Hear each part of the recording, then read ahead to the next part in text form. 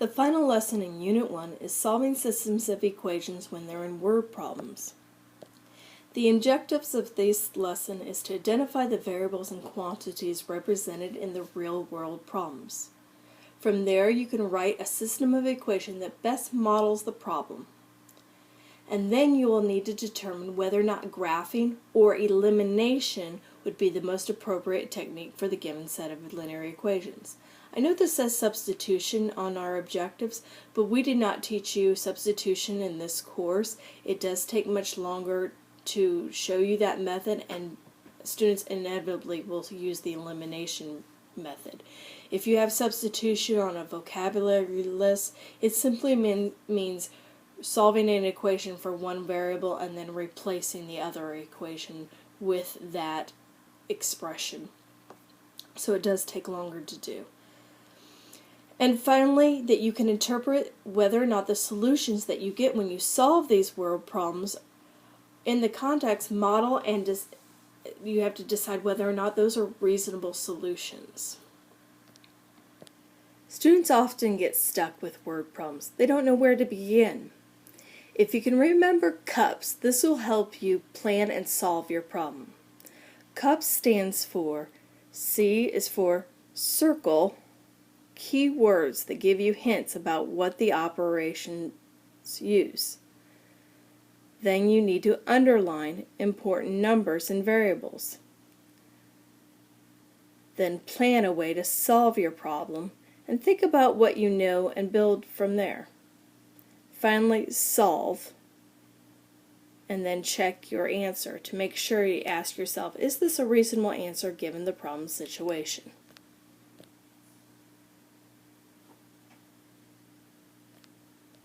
Remember, there's two forms of an equation of a line, the slope-intercept form and the standard form.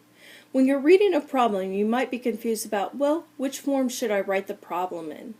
For slope-intercept form, use this when there is a constant and a rate that's affecting an outcome.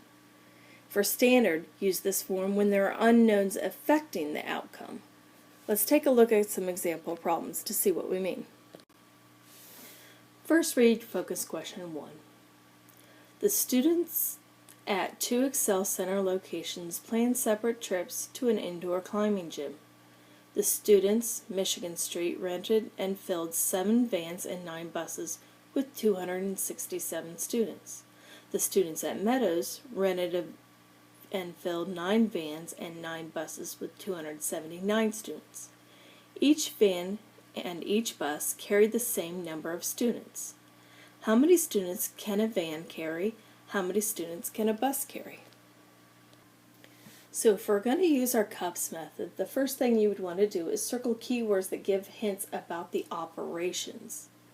This one's a little bit harder to find, but if you remember that the word AND is an operation word for add, let's see, we have lots of the word ANDs. Remember that AND means to add.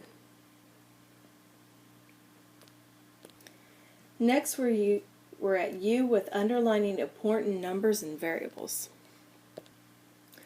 So I'm going to underline the numbers 7 what? Vans. When you have a story problem, make sure you underline their label. What does those numbers represent? So we have 7 vans, 9 buses, 267 students, 9 vans, 9 buses, 279 students. And then you can get to the very end to look at your question so that you can identify, well, what is our variable? We have lots of things going on here, vans and buses and students. What is our variables? So the question asks, how many students can a van carry and how many students can a bus carry? These are our variables. We have 2 unknowns. So let's write a statement off to the side that represents a variable to represent what we don't know. So let's let V equal the number of students in a van. The question's not asking how many vans did they take. They want to know how many students fit in a van. And B equals the number of students in a bus. These let statements are going to be very important at the end when we write our final answers. In the questions on the ECA, they will ask you to write equations and then write the final answers. If you ever have a word problem, you should always label your final answers. You will not get full credit if you have an answer and you just write buses and vans, because then they know that you didn't understand what the question was actually asking. These let statements will help you remember when you label your final answers, what do those variables actually represent? In this case, it's the number of students, either in a van or in a bus. Now you're ready to plan your equations out.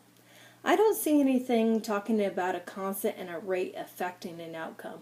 Instead, we have some unknowns that are affecting our outcome being the totals. So in this case, I'm going to use the standard form of the equations. For each sentence, I'm going to write two equations. The first equation talks about the Michigan Street, 7 vans and 9 buses equaling 267 students.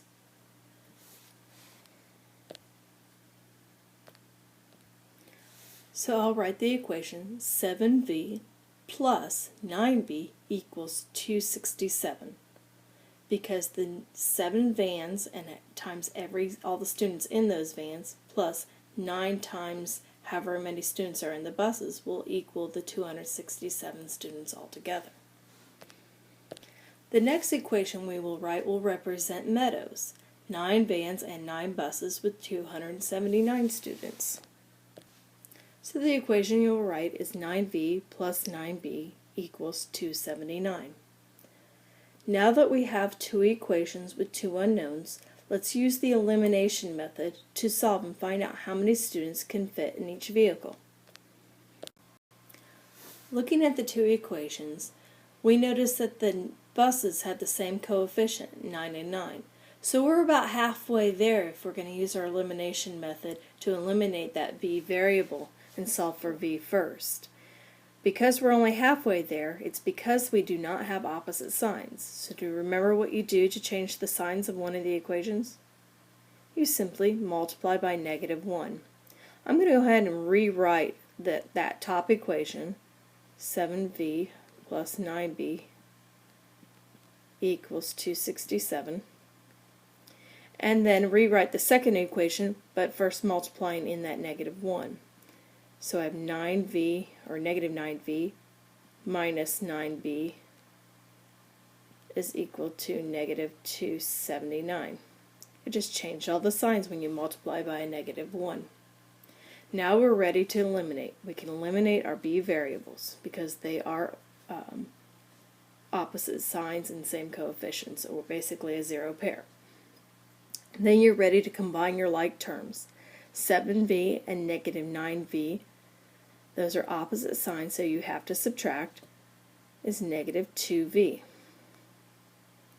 Is equal to, we have 267 and -279. Those are also opposite signs, so you have to subtract, which is equal to -12.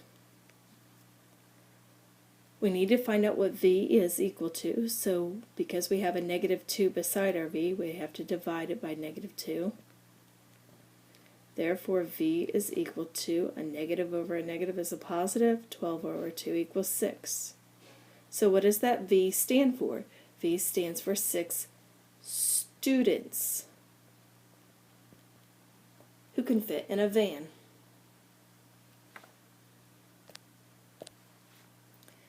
Now we need to find out how many students can fit on a bus. You will take that 6v, or that v that stands for the 6 students, and substitute or replace it into one of the original equations. I'm going to use the first equation just because that had all those positive numbers there. So I'll write 7.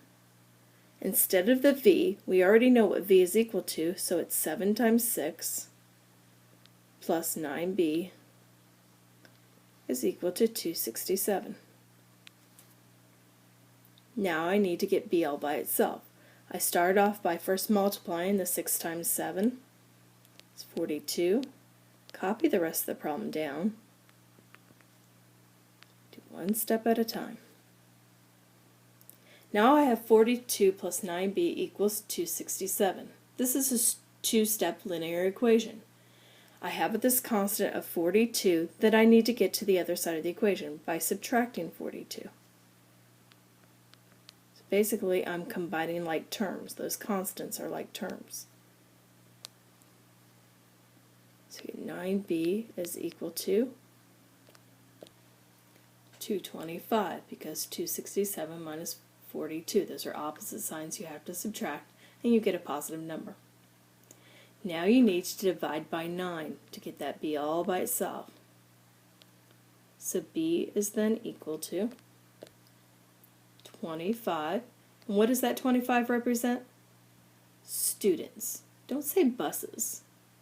Yes, it has a b for the variable, but that's 25 students that can fit on a bus. So that answers our questions. Alright, let's take a look at focus question number 2. Daniela's son's school is selling tickets to a school play. On the first day of the ticket sales, the school sold 12 adult tickets and 4 child tickets for a total of $104. The school took in $97 on the second day, selling 11 adult tickets and 4 child tickets. What is the price of 1 adult ticket and 1 child ticket? So the first step is I'm going to circle those operation words. Let's see, I see the word and, that means to add, right? I see the word total, that means the equal sign. Here I have the word and again.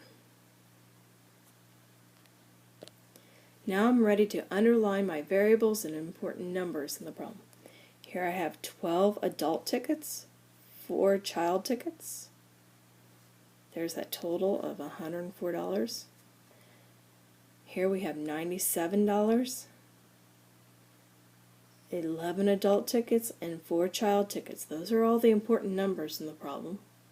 And what's the question?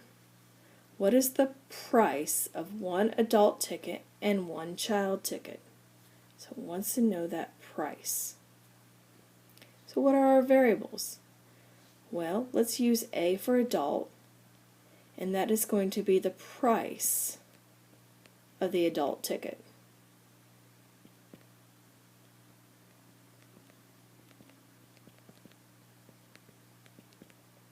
Because it's a price, what do we expect our answers units to be in?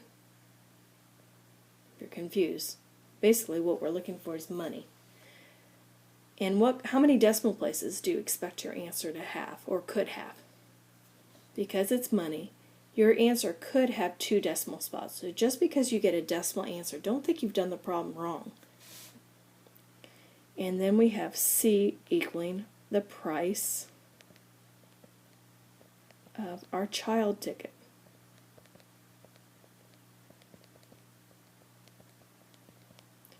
So for C, our answer, we expect our label again to be dollars. Now I'm ready to plan my equations. Once again, I don't have any rate that's affecting anything in the problem. When I think about a rate with a constant affecting, that would be like a flat fee. I don't see any flat fees. We just know that we have prices per each ticket. So again, I'm going to use that standard form of equation. For each sentence, I need to write an equation. So I have 12 tickets and 4 child tickets equaling a total of $104. That's one equation. And then I need an equation for the 11 adult tickets and 4 child tickets equaling $97. Just because the words are in a different order, we still know that we needed to equal that value. So here's our 2 equations. The first equation, 12a plus 4c equals 104. $12 for each adult ticket, $4 for each child equals 104. Even though the second sentence seems to be a little bit out of order from our first sentence, we need to make sure you still write your equation with our variables lining up one after another. So we will write 11a for the 11 adult tickets and, so plus, 4 child tickets equals the total that they told us at the beginning of $97. So there's our two equations with our two unknowns. Let's use the elimination method to solve to find out the price of each ticket. Notice once again that we have coefficients that are the same, the child ticket. So let's eliminate the C first. But once again, we have a problem with the signs. They're not opposites of each other. So what you'll want to do is multiply one of those equations by -1. I usually multiply the bottom one. I don't know why. So we have 12a plus 4c equals 104. Multiply the bottom equation by that -1. So you have a -11a minus 4c is equal to -97. I said I didn't know why I always chose the bottom one. Well, that's because it turns it into a subtraction problem. Most students get confused when you have a negative plus a positive, and they're like, okay, what do I do? If it looks like a subtraction problem, then you can usually see what you're supposed to do next. Okay, now that we have the coefficients of C that are the same number but opposite signs, or basically an ordered pair, we can eliminate that variable. And we just need to combine the rest of our terms. 12a minus 11a, see how it looks like a subtraction problem, equals just 1a, or you can just write a. You do not need to write the 1 in front of it. Is equal to 104 minus 97, which equals 7. Had you written the a, or the coefficient of 1 in front of that a, you might be confused and try to make yourself do an extra step of dividing by 1. Remember, when you divide by 1, it's still the same number. So that's why we don't need to write that coefficient of a. We would have been done if we noticed that it was just 1 and we don't need to write it. So what does that 7 represent? You do need to label your answers. It's a story problem. $7. Now you can write the word dollars off to the side, or you can just make the dollar symbol. So A stands for $7. You would not have gotten full credit if you wrote 7 tickets. That's why it's very important to understand what your variables are representing. Now that we know how much an adult ticket is, you can replace the A variable in one of the original equations with 7 and determine how much it costs for a child ticket. Let's do that again with, I'm going to use equation 2, but remember you need to do it with the original equation. So 11 times our A variable that we just solved for, 7, plus 4c equals 97. I chose the second equation just because the coefficients were a little bit smaller. You should get still the same answer even if you chose equation 1. Okay, so to get C all by itself, you need to first multiply the 11 times 7, so we get 77 plus 4c equals 97. Now we have a two-step equation. We have a constant of 77, a variable of 4c, and another constant of 97, so we need to combine our like terms. Move that 77 to the other side of the equation by subtracting 77. You must do that before you get rid of the coefficient of c. So any adding or subtracting before you do any multiplying or dividing. It's the opposite of order of operations. So we have 4c is equal to 97 minus 77 equals 20. And now we can get rid of that coefficient of c. It's beside it, so we have to divide it. Divide by 4, divide by 4. So c equals 20 what? $20. Alright, let's take a look at this and think of this for a minute. The question asks, what is the price for one adult and one child ticket? And I got an answer of $20. Do child tickets usually cost more than the adult tickets?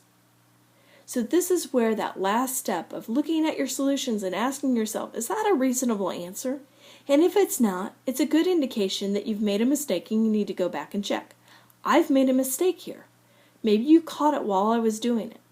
Let's go back, because I wouldn't think that a child ticket would cost $20 when an adult ticket only costs $7. I know my 7 is correct, so let's go back and see what I did when I substitute that $7. I must have made a mistake somewhere. Can you see my mistake? It was pretty easy. It's right there at that final step. 20 divided by 4. I wrote $20 again. Why did I do that? I don't know. You might do the same thing. I just want to give you an example of how sometimes your solutions aren't reasonable answers. So 20 divided by 4 is 5, not 20. $5. Now that makes more sense, a child ticket being less than an adult ticket. The third focus question is a very typical ECA question. Demetrius has 20 coins in his pocket. He only has nickels and pennies. His coins total 40 cents. How many nickels and how many pennies did he have in his pocket? Very, very common ECA question. Let's see if we can identify any key words here. I see the word total. Here I have that word and again. And then I can identify my variables. Well, the question asks how many nickels and how many pennies did he have in his pocket? And let's find those numbers that represent the nickels and pennies. Well, I see this number here, 20 coins. Let's go back to coins. There's that word nickels again. There's the word pennies. And there's 40 cents. All right, so let's identify what our variables are going to be. We need to know how many nickels, so let's use N. N represents the number of nickels.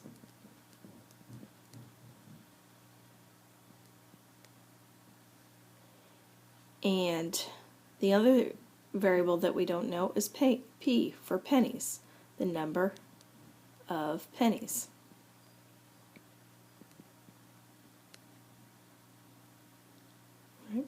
Our two equations might be a little difficult at first to see, so let me demonstrate this one.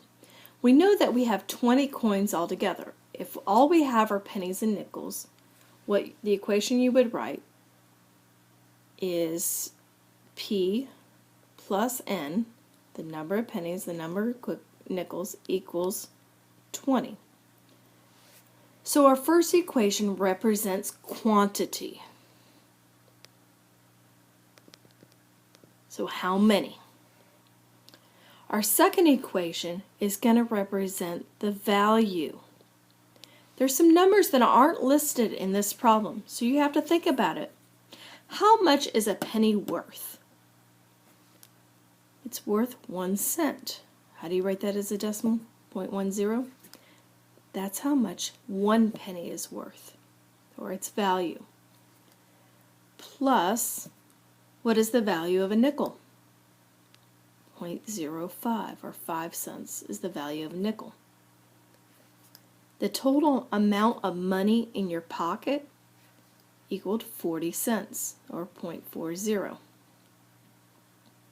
So do you see how we have one equation that represents the quantity of coins, and our second equation represents the value of coins?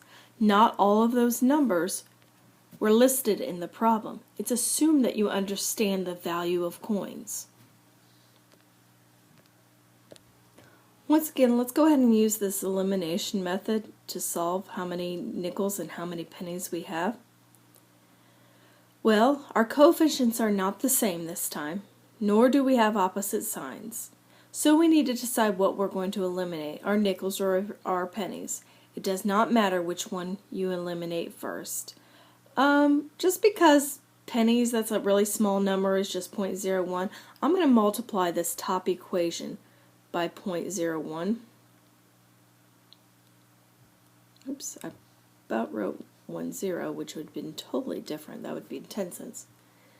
But because my bottom equation already has a 0.01, I don't need to then multiply the bottom equation by what would be the 1, because, well, here I can go ahead and show it to you. In previous lessons, I showed you how you could just multiply by the opposite coefficient. If we multiply by 1, we're going to get the same answer. But we do need opposite signs. So instead of multiplying it just by +1, let's multiply it by a -1. And yes, I wrote my multiplication off to the right-hand side of the equation. That's okay. You can still distribute from the back end. Alright, so if we're going to multiply 0.01 to each one of the terms in the first equation, you'll get 0.01n plus 0.01p is equal to 0.2. Use your calculator, you can multiply. On our second equation, we're multiplying by -1. Well, when you multiply by -1, all your coefficients stay exactly the same numeric value. All you're doing is changing the sign. So you have -0.05 and minus 0.01p is equal to -0.40, or just 0.4. You don't have to put the 0 on in the end because it's an insignificant 0, but I'll go ahead and write it in there if you're confused by that. Alright, now eliminate your 0 pair, which is the p's, and combine your like terms. So 0.10 minus 0.05 is -0.04. That makes sense. They're opposite signs, so you have to subtract. 5 minus 1 is 4, and the bigger sign is negative. Don't forget your variable, though, n, and bring down your equal sign. Then you have 0.2 and -0.40. So again, they're opposite signs. So I take 0.40 and I subtract the 0.2, and you'll get 0.2. But because your negative is bigger, you make it a -0.2. You need to get n all by itself, so you divide by -0.04, divide by -0.04. So n is equal to, well, a negative divided by a negative is always a positive. 0.2 divided by 0.04 is equal to 5. 5 what? N stands for 5 nickels. Now that we know how many nickels are in your pocket, plug that n back into one of the original equations. I would definitely select equation number 1 because the coefficients are all equal to 1, and find out how many pennies are in your pocket. So I replace the n with 5 plus p is equal to 20. I just need to subtract my 5 on both sides to combine those like terms. So p is equal to 20 minus 5 is 15. 15 what? 15 pennies. Always label your answers in word problems. I'll be looking at that when we grade your tests, so make sure you always label your answers. Focus question number 4 is a typical question where you are just comparing numbers. Here we have the value of two numbers. If it says find the value of two numbers if their sum is 25 and their difference is 1. Let's circle those operation words that we see. Here we see the word sum and the word difference. So we know at some point we're going to have an addition problem, and somewhere else we're going to have a subtraction problem. Alright, let's look for the variables. It says find the value of the two numbers. So what we don't know is there are two numbers. We just don't know what those numbers are. They don't represent actual items other than the numbers. We know they're numbers, so if we use n and n, that doesn't make sense. So let's use x and y here. X represents we'll call it the first number, and y equaling our second number.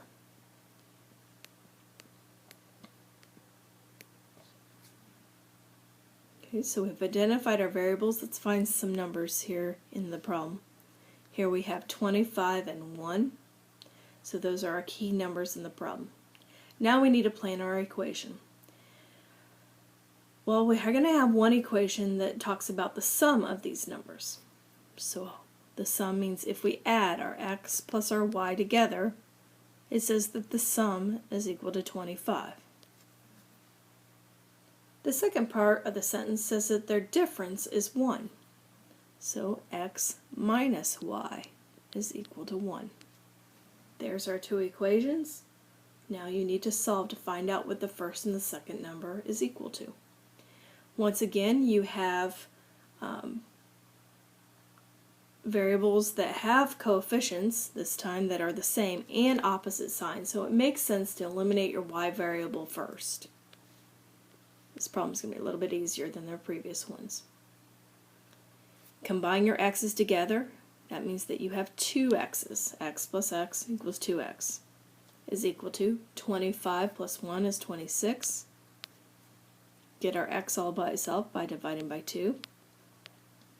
That means your first number is equal to 13. Now that we know what one of the numbers is equal to, we need to find the other number. Our label in this case, because we weren't, our word problem doesn't have actual items, we're just talking about numbers, we can just leave x equals 13. It doesn't need a label here. So to find our y, we need to plug that 13 back into one of the original equations. Let's use the first one. If x is 13 and we add our y, we want to know what y is equal to if when added together they equal 25. So to get y by itself, we'll subtract 13, subtract 13. So y then is equal to 25 minus, which is equal to 12. So even though we said our first number or our second number, you might have a question on the ECA, what is the smallest of the two numbers? That's a very tricky type of question. You still have to figure out what the variables are equal to, both of them, before you can compare them and decide which one's smaller. In this case, y is smaller. So I just want you to be careful with these types of problems. You may be asked which number is smaller. You might be asked what is the negative number or what is the positive number. You will have to solve, though, for both variables before you can answer a question like that. Focus question number 5 is an example when we're going to use their slope-intercept form. Adrian is looking into getting his car repaired. Al's repair shop charges $50 an hour, so for each hour he's getting charged, but also charges $60 just to determine the problem. So that's just for taking his car into the shop. That's an example of a flat rate. Bob's repair shop charges $100 to determine that problem, so that's that flat rate, and $40 an hour to work on your car. So let's find some key operations. That whole determining the problem, those are both just flat fees. So those are examples of constants. That's why we're going to use the y equals mx plus b form of an equation. Here we have the word and, so we know we're going to be adding some things together. So what are our variables? In this problem here, they're actually telling you what variables they want you to use. Y to represent total cost and x to represent hours. You could write a let statement off to the side. Let y equal total cost. So we expect our answer to be in dollars if we're solving for y, and x to represent the number of hours. The question at the bottom says, after solving, answer the following questions. After how many hours would the repair for your car cost the same? So depending, it's comparing the two shops. When will Bob's repair shop cost less than Al's repair shop? Okay. So the first thing we need to do is find out the answers to our two variables, the total cost and the number of hours. I would look at each sentence at a time to determine our equation. Let's underline our important numbers in the problem. Here we have $50 an hour and $60 to determine the problem. So there's our one sentence, which will turn into our first equation. And then you have $40 an hour, and $100 to determine the problem. So that would represent your second equation.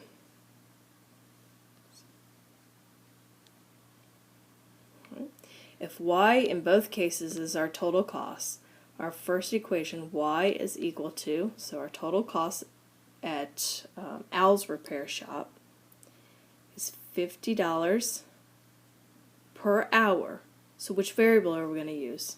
Well, if x equals hours, we have 50x plus our flat rate just for taking the car into the shop of $60. Our second equation represents Bob's repair shop.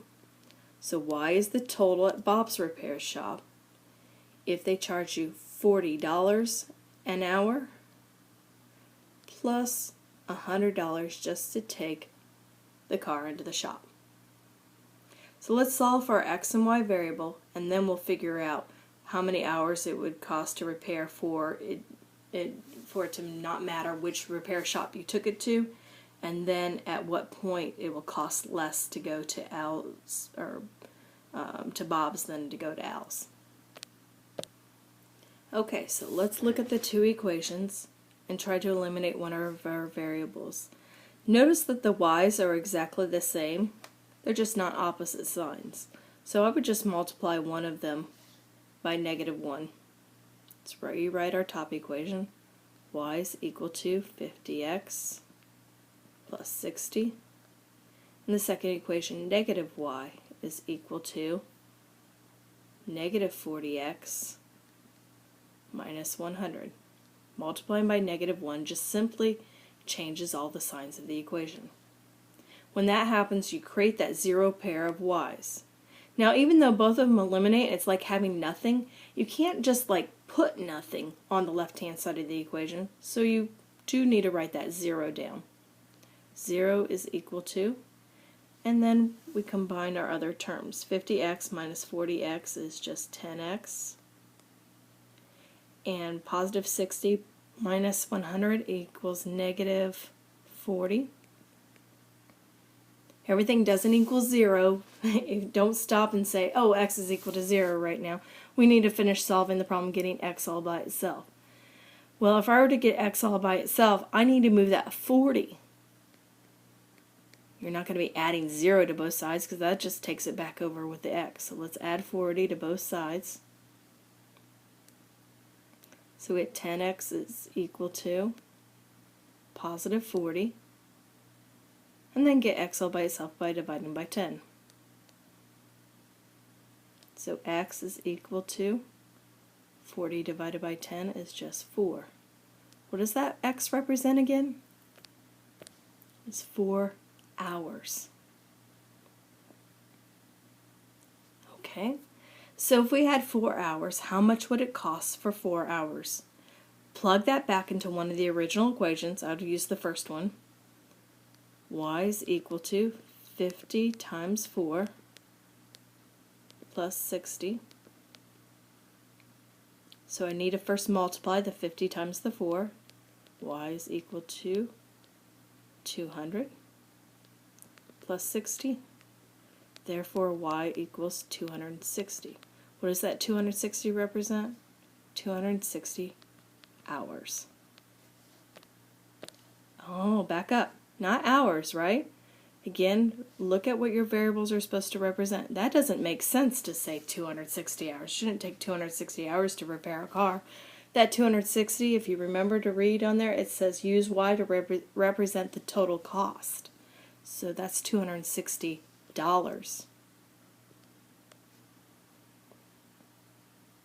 So what does $260 on 4 hours really mean?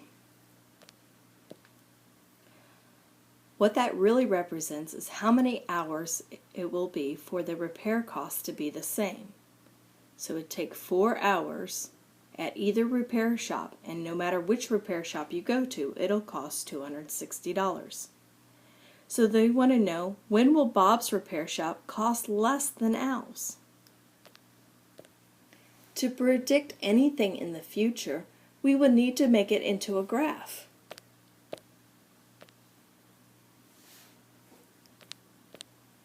Here a graphing calculator was used to graph both of the equations. Please see an instructor to demonstrate and show you how to easily plug in your two equations into a graphing calculator. What you are looking for in the graphing calculator is where they intersect. Notice that they intersect at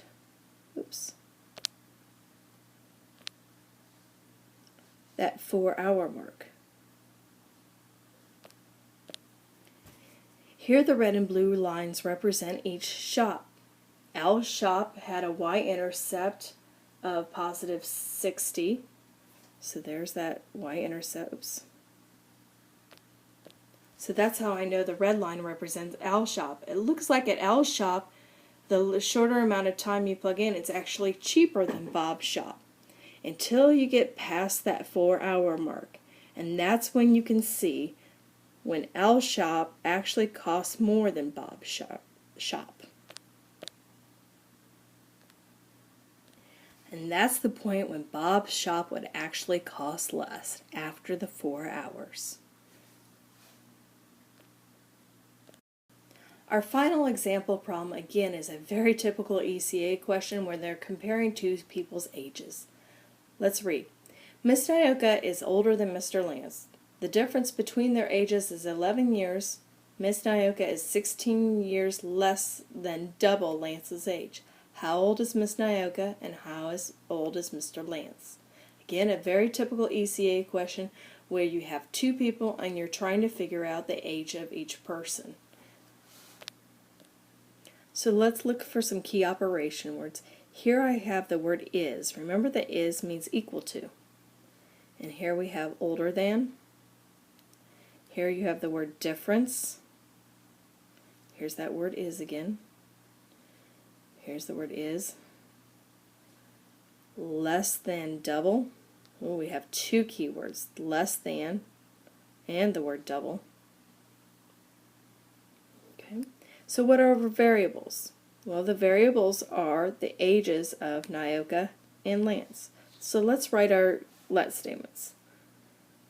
Let n equal the age of Nyoka.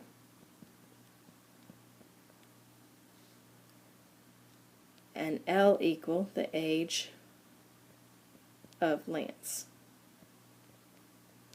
If you're wondering where in the world we come up with these names, these are actual instructors here at the Excel Centers, and Miss Nyoka is now the director in Lafayette. Mr. Lance is off doing wonderful things. I think he's in med school now. So we found our variables. Let's find the important numbers we need to use. 11 years and 16 years. So let's use the first part of the problem to write an equation. If Miss Nyoka is older than Lance, it says their difference in age is 11 years. It's important to understand who is older. In all these problems, there's always going to be one that's older than the other, so you need to make sure you write that person first. So if Nyoka is older, in our first equation, I'm going to write them down here. N minus L says their difference is 11 years. Now our second equation is going to be comparing. Is this Miss Nyoka is. So Nyoka is equal to 16 years less than. There's that key word than, and it's important that you understand when you see the word than, or like with more than or less than, you need to hold that thought and stick it at the end. So I'm going to write that minus 16, but I'm going to stick it at the end of my equation. Then it says double Lance's age. Well, double is just another key word to mean multiplying by 2. So 2L. So there's my second equation. N is equal to 2L minus 16. Notice these equations are not in the same form, so we couldn't use the elimination method to solve them just yet. I'm going to go ahead and rearrange that first equation so that it's in the same form as our first equation. So our n's are already lining up, but notice that the 2L is on the right-hand side of the equation. I need to move that to the left-hand side of the equation so that those variables do line up. So you would rewrite it as n minus 2l is equal to negative 16. The negative 16 would stay where it's at.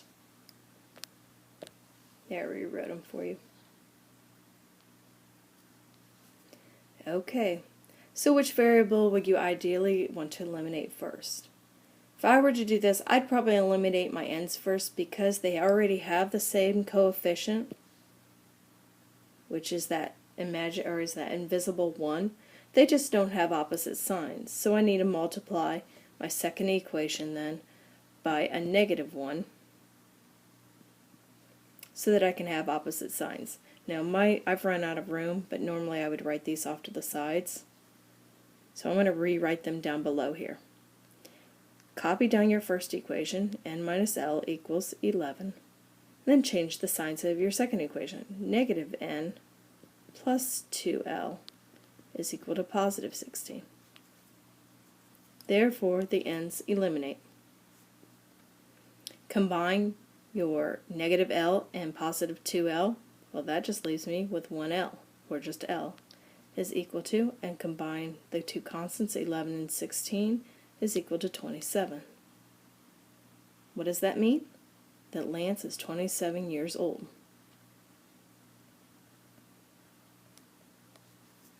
To find out how old Miss Nyoka is, you need to replace that 27 in for L in one of the original equations.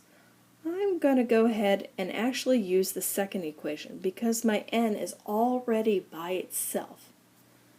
So n is equal to 2 lances, or 2 times 27, minus 16. Multiply my 2 times 27, which equals 54, and then subtract the 16. So n is equal to 38. 38 what? 38 years old. If that bottom equation looked too complicated because there were bigger numbers and you did choose to use that first equation, that's fine. Just look what it would have done. N, which we don't know, and we substitute our L with the 27, is equal to 11. Then you would have to add 27 to both sides. So N would then equal to 38, just like we got on the other answers, so 38 years old. So it shouldn't matter which equation you plug it in, you'll still get your 2 answers. Go ahead and try the guided practice problems now on your own and pushing play or checking one problem at a time in the next recording.